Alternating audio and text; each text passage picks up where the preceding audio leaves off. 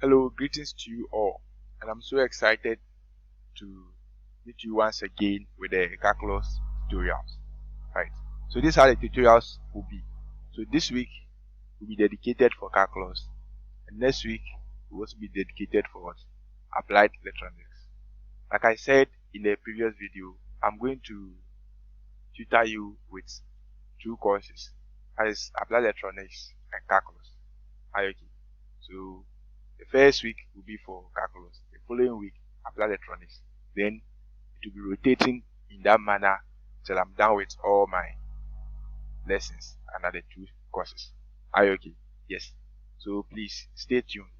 The applied electronics tutorials will begin probably next week. Are you okay? Yeah. So let's proceed. Let's start with what we are about to do today. Okay. So today's lesson will cover two main sections under differentiation. Like I said, I'm going to group my calculus tutorials under three sessions. That is the limits, which we did in the previous video, differentiation and integration. So today, what we are really going to cover is differentiation from the first principle. Right? Yeah, differentiation, right, from first principle.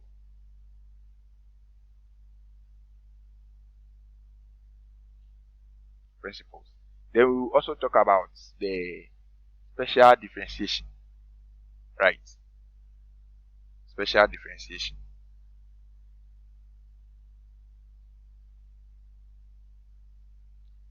So those are the two main things we'll be talking about in today's lesson. Okay. But before we proceed to today's lesson, I want us to recap what we did in our first tutorials under calculus. Yes, we talked about the limits, and we talked about almost everything, or let me say everything under limits. So I'll be happy if you go back and watch the first tutorials. I'll put the link in the description. That is the calculus tutorial 1. Right? Calculus 1. Yes, I'll put the link in the description. So before you watch this one, I want you to find time and watch it. Like I said, do not be following me like inconsistently, right? But try as much as possible to be consistent in watching my videos. And I believe that you'll be able to understand calculus completely. Okay, so the recap is just to solve one question. Example, if they say I should find the limit as s approaches infinity, ex minus 1 all on ex plus 1. So with this like this, I'll first test it whether it's an indeterminate. Right? So assuming I'm putting exponents infinity in the x values there, like it will be exponent infinity minus 1 all on exponent infinity plus 1. And this one will end up becoming infinity on infinity. Why? Sorry. My infinity looks like 8. Okay. So infinity out of infinity. Why am I saying that? I'm saying that because exponent of infinity ends up becoming infinity. And if I have infinity minus 1, it's definitely going to be an infinity number. Okay. So that is it. So you see, this like this is an indeterminate form of a function. Okay. So what we can do is to use the L'Hopital rule. That's the L'Hopital rule. Okay. Yes. I'm going to use the L'Hopital rule. And what's the L'Hopital rule saying? We differentiate till we get the limit value. So here we are going to have limit as s approaches infinity, differentiation of ex minus 1. So if I differentiate, let's say ex is still going to be ex, right? Differentiation of ex is the same as ex. So with this one, I'm going to get ex, right, minus 0. So I will not write that one. All divided by what? Ex. If I should differentiate the down there too. So I'm going to get limits as s approaches what? Infinity. The exponent value cancels the exponent value. So we are going to get 1. So basically the answer is going to be 1. Are you okay? So this question like this, the answer is going to be 1. There's an alternative, like by dividing all the side by the highest degree of x. Are you okay? So with that one, I'll divide all of them by exponents of x. So let's see, that one is going to be like limits as s approaches what? Infinity. Ex divided by what? Ex plus minus 1 on what? On ex. All on what? On ex on ex plus 1 on ex. So we made it clear that this is the es is going to be infinity. Exponent of an infinite number is infinity. So this one is going to be limits as s approaches what? Infinity. 1 minus what? 1 on infinity. All divided by 1 plus 1 on infinity. We made it clear that 1 divided by infinity is what? 0. It approaches 0. It's approximately 0. Are you okay? Let me use the approximate sign. Right. So it's approximately 0. So in that case, what do we get?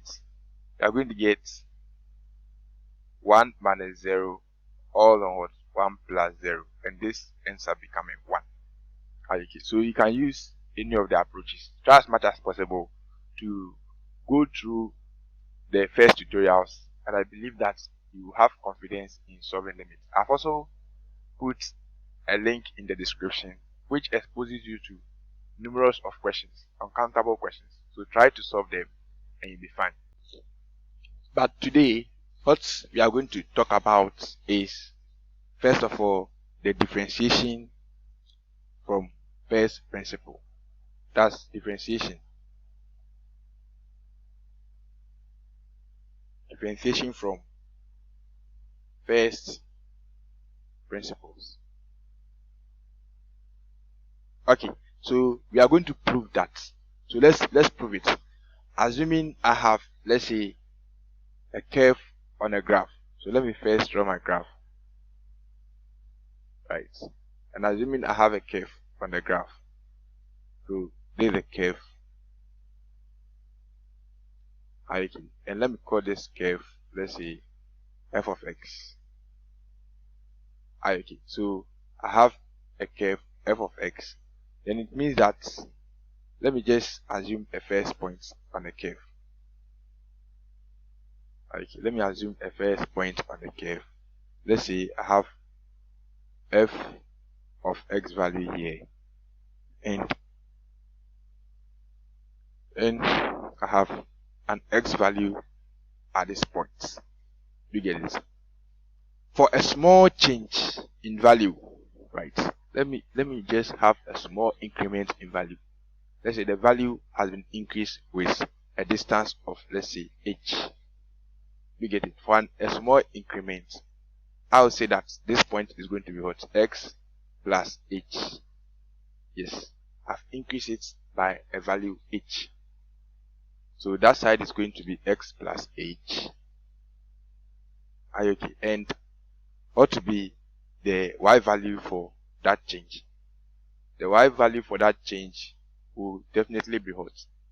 F into bracket x plus h. Because wherever we find x, we need to substitute the changes. That is the x plus h, or the increment, which is the x plus h. Okay, so at this point, we have two hot points on the curve. Okay, so if I should find the gradient, this side is going to be what? The change in, let me draw a line here, that's the small point. So this side is definitely going to be what? The change in the x value. And this side will be what? The change in the y value. Okay, that's the delta y. Okay, so we can say that for the gradient, to find the gradient, we will make a claim that the change in the y value on what? On change in the x value. That's how we used to find gradients. Okay, and this point is assumed to be what? To be this point here. Let's assume it to be what? The x1, y1. Okay, and this side is going to be x2, y2, x2, y2. So the change can be calculated as y1 minus what? y2, or let me make it y2 minus y1. Okay, so that's how we do it, but I prefer using the bigger value minus the smaller value. So we can say that y2 minus y1 all on what? On x2 minus x1. You get it? And what is the values for x? That's the value for x1, y1. For x1 and y1, right? We can say that is the same as the x, comma, f of x. Do you get it? Then the y2 and y1, y2 or x2, y2. Do you get it? That one is going to be what? X plus h, comma, like f into bracket x plus h. So that is going to be the value. So if you should substitute it into the change in y on change in x, do you get it? So that one is going to be f of x plus h minus what? F of x all on the x2 is going to be x plus h, right? Minus what? Minus x. Yes. So if I should simplify this, I'm going to get change in y on what? On change in x equal to f of x plus h minus f of x, right? All on x plus h minus x. So this x cancels this x, right? So you are going to get change in y on change in x. Change in x equal to what? F of x plus h minus f of x all on what? On h. So we can find the limits as h approaches what? 0 of change in y on change in x, and that is going to be limits as h approaches 0 f of x plus h minus what? F of x all on h. You get it? And the differentiation from first principle, that is the y on the x, is the same as the limit as h approaches 0, right? Change in y on change in x. That's the gradient. Are you okay? So in that case, the first principle, that is the y on the x, can be given as limit as h approaches what? 0 f of x plus h minus f of x all on what? On h. So this is the formula for differentiation from first principle. Nobody is going to ask you to prove. Yes, no one is going to ask you to prove. But I will advise you to what? To understand the proof. Let's say if you want to tutor someone. Yes. So this is the general formula for differentiation from what? From the first principle. Let's solve a question under it. For instance, they can say that determine, they can say determine what? If f of x equal to what? X squared. Okay. Then determine the derivative of f of s. Determine the derivative, right, of f of x from first principle. So they can restrict you, right? Once you are restricted, you apply the first principle. So with this kind of question, I need to state what? The formula, right? I'll say dy on dx equal to what? Limit as h approaches what?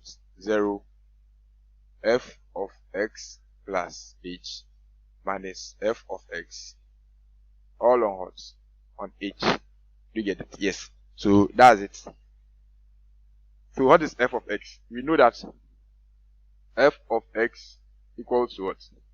X squared from the question, right? So f of x plus h is also going to be what? Yeah, wherever we find x, we are going to substitute s plus h. So it's going to be x plus h all squared.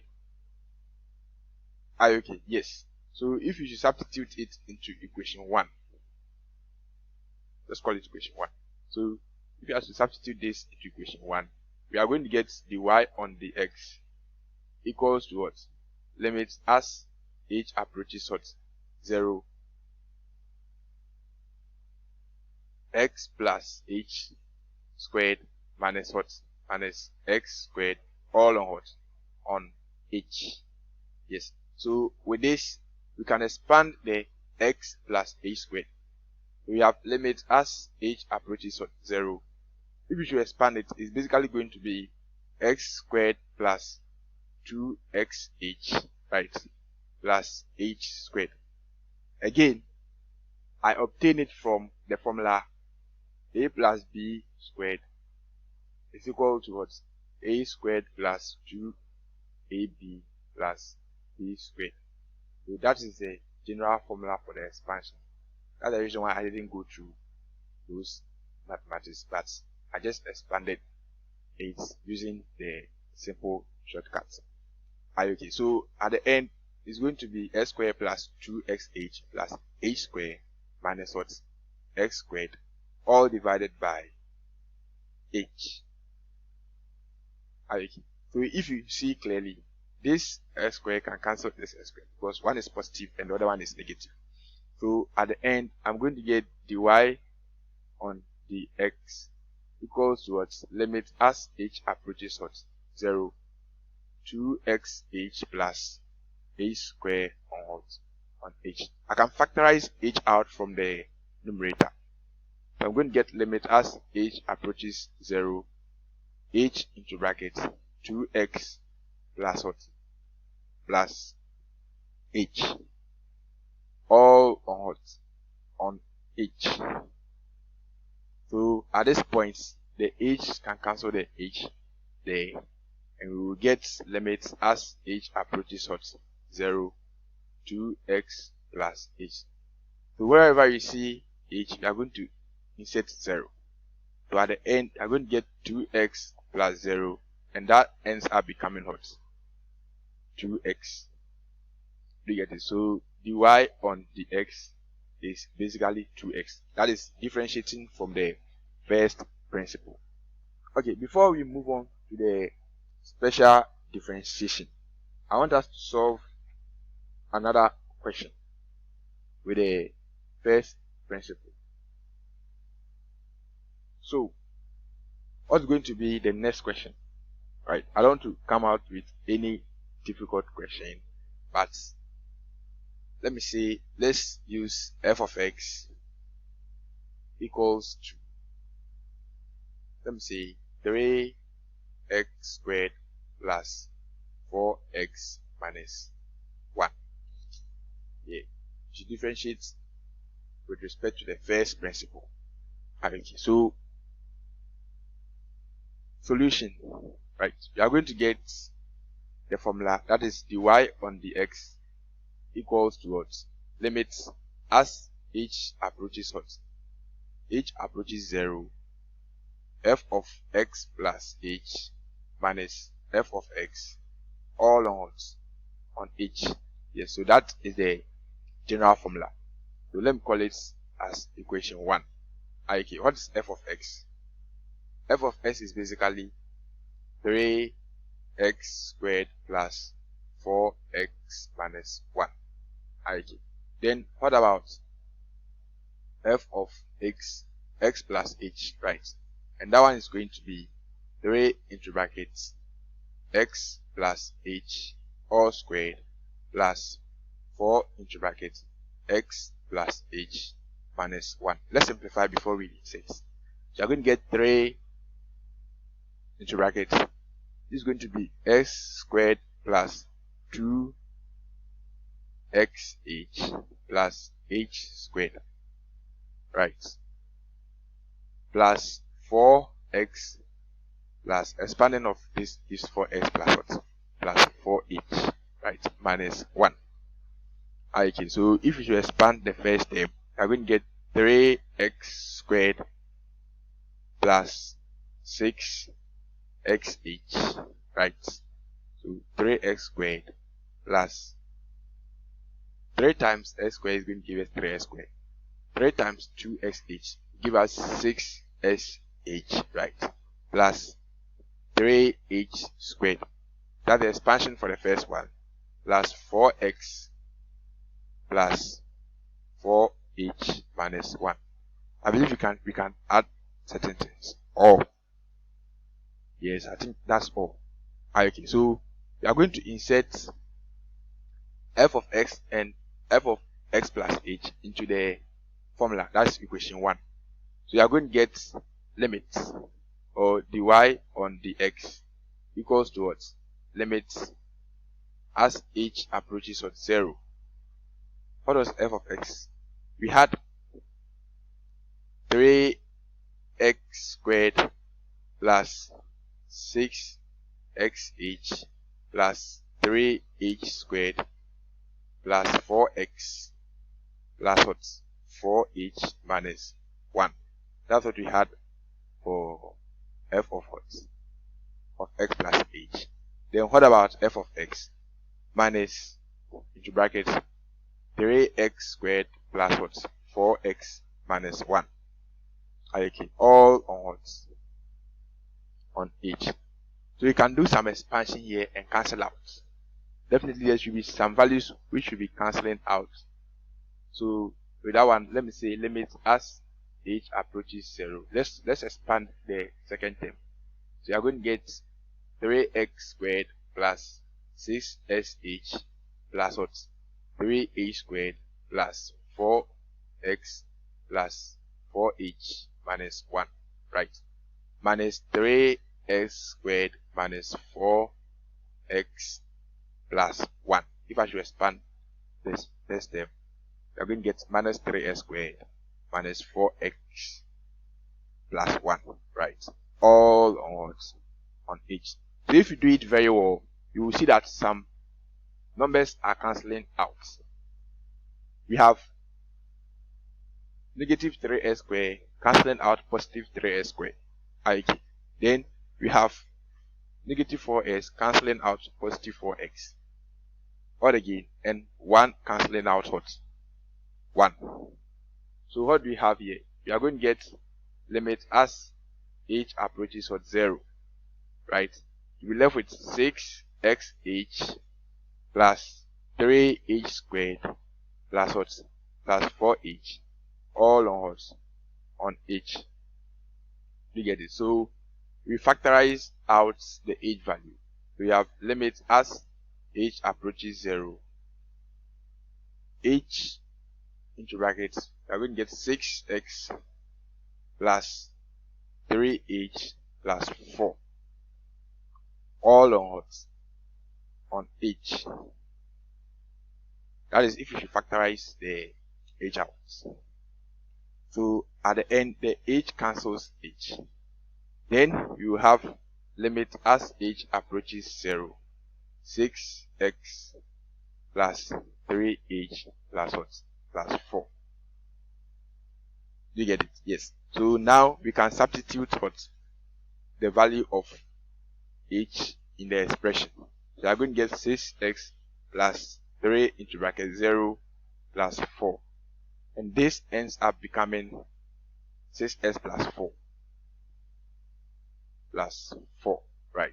That is the y on the x, and that's going to be the final answer, right? So that is the differentiation with respect to what? To the first principle. Okay, so fast forward. The next thing that we are going to talk about is the special differentiation, right? We're going to talk about the special differentiation, right? Then we'll bring our lesson to a close. So special differentiation.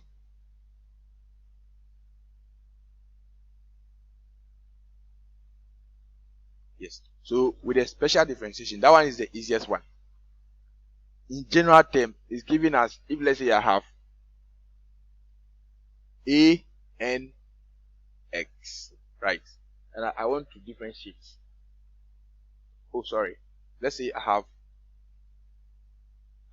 a x n, right? Where a and n are constants. Okay. A and n are constants. They are constant values, and x is a variable. So x is a variable, and a and are constant values. You get it? So if I have something like this, axn, and I want to differentiate, right? Differentiate with respect to what? With x. Then with this one, what I do is that I bring the n value down to multiply the a. So n multiplied by a, or a multiplied by n. Then x n minus 1. So that is the general term. You get it? So the a comes down and it multiplies the n, comes down and multiplies the a. And after it has been multiplied, right, you write the s value. Then we subtract 1 from the exponential value. So that's the general term. Okay, so this is what is called a special differentiation. Okay. So, for example, if let's say I have, let's use those ones. Let's use the first one, x. Let's use the s square first. So, assuming I have y equal to what? X squared, and I'm asked to differentiate this one, then it's going to be the y on the x equal to. So you see, in mathematics we always have 1 in front, but we don't write. It's going to be 1 multiplied by 2 x 2 minus 1, right? And this gives 2x. That is the differentiation. But at this point, right, this one is always done with the brain. I'm teaching, that's the reason why I'm writing this. But it will be better if you can do this in the brain and quickly write this as the final answer. So, for instance, if I'm giving y equal to x squared, then I'll say that the y on the x equal to what? 2x. So we always compute this with the brain. We don't show working. It's not advisable to show working when you are doing this type of differentiation. So you do this in the brain and you write the final answer there. Okay, so assuming I have the second question, which is, how do you call it, 3x squared plus 4x minus 1. Okay, so let me say y equal to 3x squared plus 4x minus 1. So with this kind of question, I'll say the y on the x. Let me do what I'll be doing with my brain first here, then I'll write it. So in my brain, I'll say 3 multiplied by 2, right? X 2 minus 1. Do you get it? Plus, then this one will be 4 times 1, which will be what? Will be 4 multiplied by 1, x 1 minus 1. Because this one is an exponential of 1, but you don't write it. Then this one will be 1 minus 1 into bracket 0 x exponent 0. Anytime I have a constant, it is always attached with s exponent 0. That's it. A constant is always attached with s exponent 0, but you don't write it because s exponent 0 is 1. Any number raised to the power 0 is 1. So it's going to be x exponent 0 minus what? 1. So if I should simplify this, I'm going to get 3 2 is 6x, right? Then this will give me 4 exponent 0 plus 4x exponent 0, which is 1. Then minus, all this one is going to be 0. This side is going to be 0. This side is going to be 4x exponent 0, which is the same as 4. And this side is going to be 6x exponent 1, which is the same as 6x. Yeah. So this side, like I said, you do it with a brain. Like don't show this when you are like solving a question for a lecture. You can choose to ignore it. Okay. So in textbooks, you are not going to see this in there.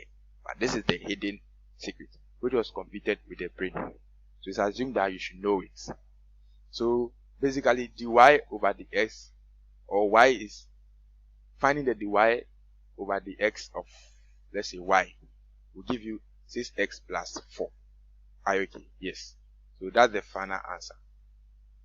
But if you are solving in a class, like you have y equal to 3x squared plus 4x minus 1. So fast forward, you just write dy over dx equal to, then you do this with the brain, which is going to give us 6x, right, plus 4.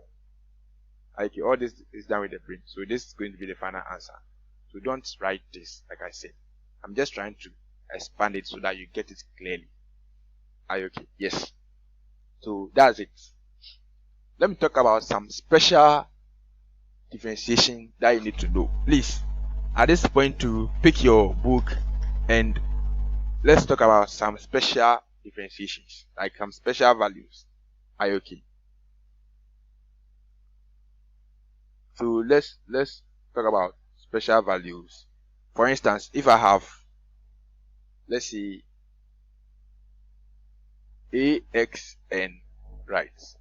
Axn is simply going to be what? An x n minus 1. Are you okay? If I have, let's say, sine ax, right, it's going to be a cos ax. Do you get it? How do you get the a cos ax? What we do, right, with this kind of value, sine is always cos. If I'm differentiating sine, I'm going to get cos as the final answer. Okay. So why do we get the a? Please pay attention. I'm going to expose you to how we had the a outside. Okay. You first differentiate the value which is inside. So if I should differentiate the value which is inside the bracket, I'm going to get what? A. So I write the a out. Do you get it? And after writing the a out, the sign is going to be what? A cost. Then I just repeat the same values inside, which is ax. So that's it. So once you get it, the number that appears in front, right, you just need to differentiate it first, like using normal differentiation, right? So if I differentiate as, I'm going to get just a, and that one will come out. Then I just change the sign to cos. Then after changing the sign to cos, I just repeat what was, or the value of the angle to get the answer. So you should take note of it. But this one should be memorized, right? After understanding the concept, just keep it in your mind so that it's going to be what? Easy for you. Okay. So let's move on to the next one. Assuming I have cos ax, right? If I differentiate cos, I'm going to get negative sign. So cos is negative sign, sine is cos. It's confusing. So always try as much as possible to understand it, right? It's quite confusing if you don't take care and you don't take your time in doing this, you might always make mistake. And this is where most students have been making mistake. So try as much as possible to what? To understand it and memorize it. Memorize with understanding. Are you okay? So with this one too, like I said, cos is negative sign. So you are going to bring the negative out. And we'll differentiate what is inside the square. So once we differentiate what is inside the square, what are you going to get? You are going to get a, right? So we are going to have our a out. Then we write the sign with negative sign. Okay. Then we repeat the same thing. Ax. You get it? Yes. So what about the eax? If you are supposed to differentiate eax, right? The same applies. We differentiate what is the exponent value. So what is up here? The one in the bracket here. So we differentiate it. If we should differentiate it, what do we get? We are going to get a. We are going to write the a here. Then we repeat the same thing. This one is repeated. So eax. You get it? That's the reason why I said that if I differentiate e exponent x, is the same as ex. Why? Because if I should differentiate what is up there, right? Differentiating x will give me 1. So I have 1 down, then I write the ex again. So 1 multiplied by es is the same as ex. Are you okay? So if you want to differentiate the exponential value, first of all, you differentiate its exponents, right? And after differentiating it, you write it as a coefficient of the e. Then you repeat the same thing. You don't change anything at all from what you have. Then the last one that I'll talk about is the ln, right? So assuming I have ln ax, right? This one is going to be 1 on x. Why? The reason why I'm going to get 1 on x is because, see, if I should differentiate what is inside there, we are going to get a multiplied by, and ln of x is always 1 over what is inside, right? So it's going to be 1 divided by the value which is inside what? The ln. So we are going to get ax. So what's inside is first differentiated. If I should differentiate ax, it's going to come out. Then the ln is basically 1 on what? On the value in the brackets. Okay, so the a cancels the a. So at the end, I'm going to get 1 on what? On x as the final answer. So please, these are some special differentiation that you need to know them. Are you okay? So there are special differentiation that you need to know them. It's very, very easy to know them. Let me recap them, right? And I also advise you to move backwards. If you are still struggling, move backwards and watch the video again, and I believe that you'll be okay. So fast forward, I will say that if I have x, axn, it's simply going to be what? It's simply going to be an xn minus 1, right? And if I have sine ax, it's simply going to be what? A cos bracket ax, right? If I have cos ax, it's simply going to be negative a sine ax. If I have e exponent ax, it's simply going to be what? It's simply going to be ax, right? Then if I have ln ax, then I'm going to get 1 on what? On x, right? So please, these are some special, we have 5 of them. 1, 2, 3, 4, 5. So please note them. It's very, very important, because there's going to be a part where you don't need to show this ones in detail, but you do it with the brain. Okay, so once your brain understands the concept, when we are applying it in a very big computation, you can just pop it up without going through a whole lot of steps. Okay, so please go through it and you will be fine. Okay, so today the tutorials has ended. Yeah, we've ended the tutorials. And if you don't understand anything, please try to reverse the video to get the concepts. But before I go, I want to solve some questions. I want to solve some 2-3 questions. Once I'm done with it, then we'll call it a day. So, for instance, assuming I'm asked to find, let's see, y equal to, let me use 2x coming. So, assuming I have y equal to what? Y equal to, I'm trying to create a question, but okay. So, let me solve one question. Let's see, y equal to what? Cos 3 sine 4x. So, assuming I have this question, right? And I'm asked to differentiate this, what is it going to be? So, we are going to get the y on the x equal to what? I'll differentiate what is inside the sign. Okay, so if I should differentiate, what do I get? I'm going to get 4. So the 4 will be multiplied with the 3. So 3 times 4, right?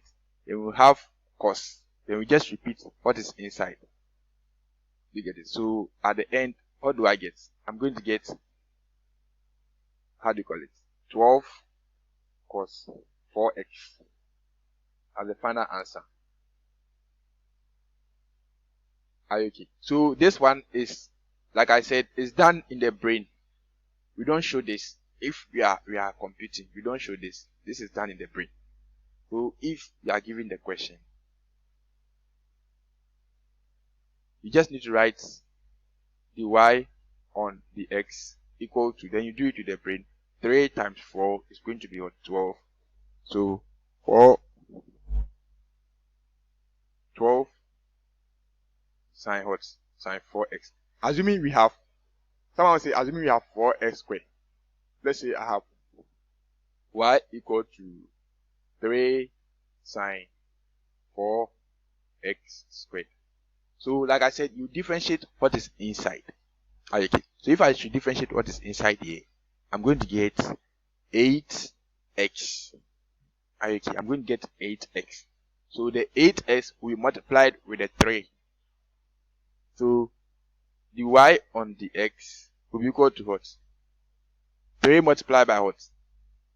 4x squared is going to give us 8x if you should differentiate it.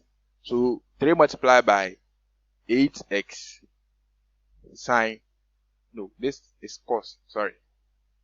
So differentiating sine becomes cos. So 3 multiplied by 8s cos what? Cos the same value there, which is 4x squared. Okay, and this one gives 3 times 8 is 24. 24x cos 4x squared. You get it? And that gives us the final answer. So what is it? You just differentiate the one inside.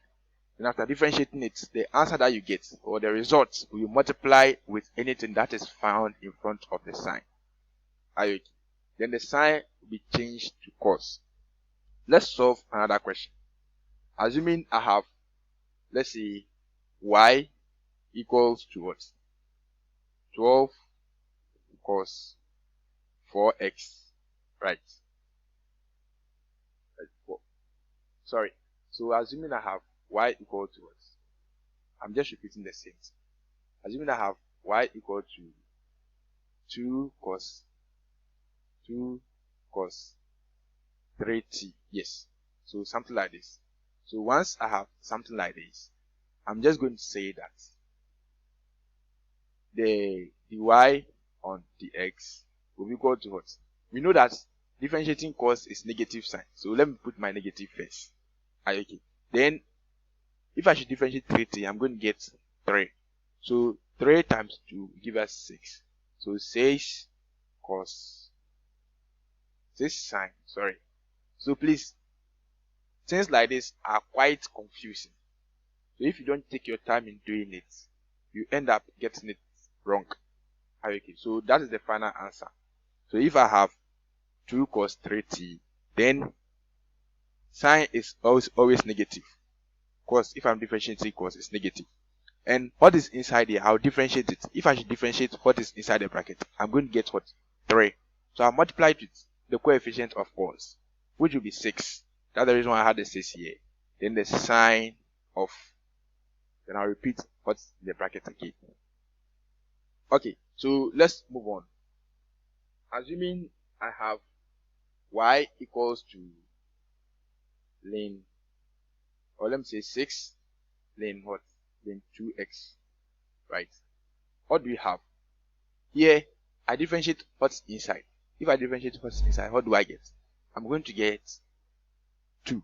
So I'll multiply the 2 with the 6. 6 times 2, multiply by what? 1 on what? On 2x. Yes. So we said, what's in the bracket? We find what? The reciprocal of it. For ln, we just find the reciprocal of what's in the bracket. So the y on the x, we differentiate it, we multiply it, what's in front of the ln, then we find the reciprocal of what's in the bracket. So the 2 cancels the 2. Okay, so at the end, we are going to get 6 on x. We get it? Yes. But writing this is not necessary. Writing what's over here is not necessary. Like I said, you don't need to write them.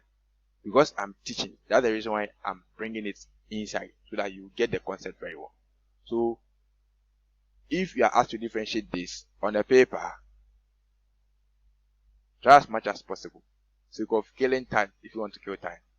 You're just going to see that it's 6 on what? On x. But this was how we had the 6 on x. So you just need to do this with a brain. Don't repeat them on the question. Okay. Because you'll not be rewarded for it. You'll not be rewarded for it. You just need to just produce the 6 on x. That's what you'll be rewarded for. This step is no other necessary. Okay. So let's move on to the next one too.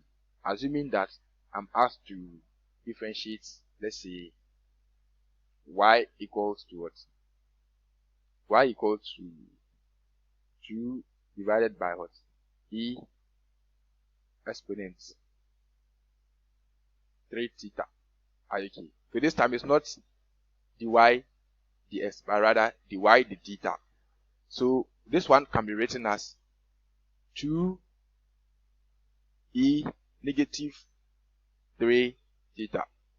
The reason why we are having 2 e negative 3 theta is because this is the same as 2 times what? 1 on e 3 theta. And if I have, let's say, a number 1 on x, and I want to bring it from the denominator, I want to bring the x value from the denominator to the numerator, it's simply going to be what? X minus 1. So with this side is what we have over here. Right? So fast forward, I'll say, or I'll make a claim that the y equal to 2 on e 3 theta is the same as what? 2e negative 3 theta. You get it? So if I'm supposed to differentiate this, then the y on the theta will be equal to what? I'm going to differentiate what is up there. If I should differentiate negative 3 theta, I'm going to get negative 3. Not dx, but the theta, sorry.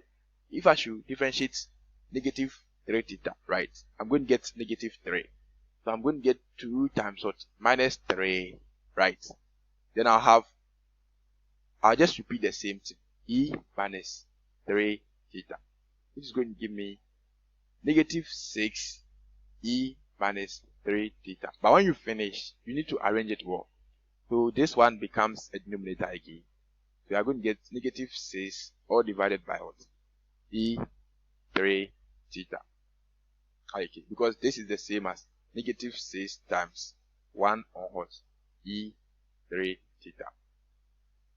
Okay, so if you are really smart, right, I've exposed you to how you can get this one. Okay.